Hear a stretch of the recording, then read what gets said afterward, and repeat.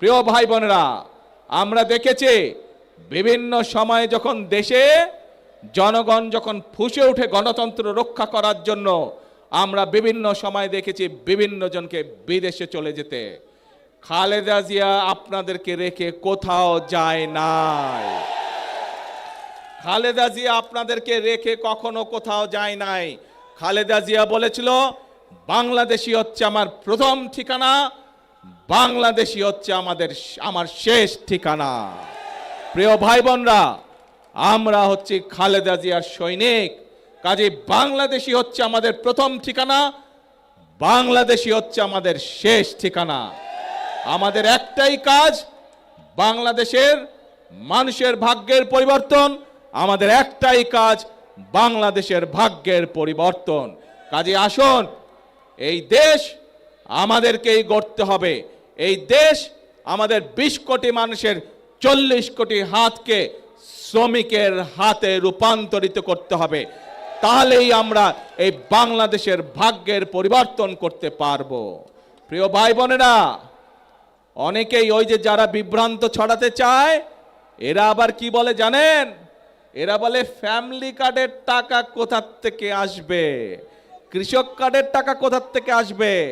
আপনাদের সবাইকে সাক্ষী রেখে তাদের উদ্দেশ্যে আমি বলতে চাই, এই যে আজকে এখানে শ্রমিকদেরকে, চা শ্রমিকদেরকে ঘর নির্মাণের জন্য 2 লক্ষ টাকা দেওয়া হলো। চা শ্রমিকদের পরিবারের সন্তানদের লেখাপড়া করার জন্য 10,000 করে টাকা দেওয়া হলো তাদের বৃত্তি হিসাবে। এই যে মানুষের চিকিৎসার জন্য 50,000 করে টাকা দেওয়া হলো। এগুলা কখনো আগে শুনেছেন? আপনারা দেখেছেন? কেউ এর আগের সরকার দিয়েছিল? দেয় নাই। এটি কার অর্থ? জনগণের অর্থ। আমরা দেখেছি কিভাবে জনগণের অর্থ বিগত 1 যুগ ধরে, 17 বছর ধরে আমরা দেখেছি কিভাবে জনগণের অর্থ এই দেশ থেকে পাচার হয়ে গিয়েছিল। জনগণের অর্থ জনগণকে না দিয়ে একটি দল বিদেশে পাচার করে দিয়েছিল। প্রিয় ভাই বোনেরা, যারা বলে কোত্থেকে আসবে ফ্যামিলি কার্ডের টাকা, কোত্থেকে আসবে কৃষক কার্ডের টাকা, কোত্থেকে আসবে, তাদের উদ্দেশ্যে বলতে চাই, এই জনগণের টাকা আর পাচার হতে দেব না আমরা। জনগণের টাকা দিয়ে জনগণের জন্য কাজ করা হবে, জনগণের অর্থ দিয়ে দেশের জন্য কাজ করা হবে, দেশের ভাগ্যের পরিবর্তনের জন্য কাজ করা হবে, জনগণের জন্য কাজ করা হবে। কাজে ইনশাআল্লাহ টাকার কোনো অভাব হবে না।